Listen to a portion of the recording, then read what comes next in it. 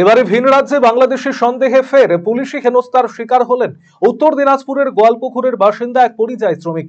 গোয়ালপুকুরের শোলপাড়া গ্রামের মোহাম্মদ কবির নামে ওই যুবক বছর দুয়েক আগে কাজের সন্ধানে হরিয়ানার পানিপথে যায়।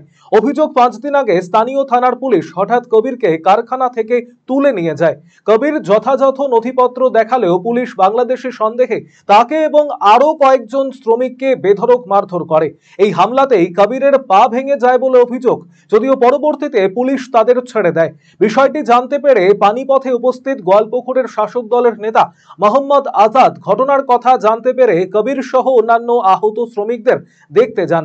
অন্যদিকে এই ঘটনা জানতেই কবিরের চিন্তায় উৎকণ্ঠায় ভুগছেন তার পরিবারের সদস্যরা।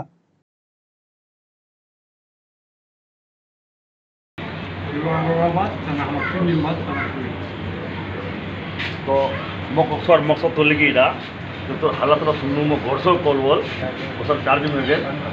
हाँ जला आधार कार्ड चेक करो। अच्छा हमारे आधार कार्ड चेक करवा चेक करा बदला चेक कर ले पूरा बाद उठाई ढुले गल हम। अच्छा अच्छा अब उठाई लावर बाद कागज चेक कर ले कागज चेक करे नी उठाई ढुले गल घरत घरत जासी मारपिट। अच्छा मारपिट शुरू करार पड़े फिर उठाते हम छुड़िल छोड़ार बाद फिर चले गए 10 थाना। अच्छा हाथ पड़ा माने फिर उठाते आने फिर छुड़िल जब थाना ढेंगे फिर थाना रिवाइव कर लो।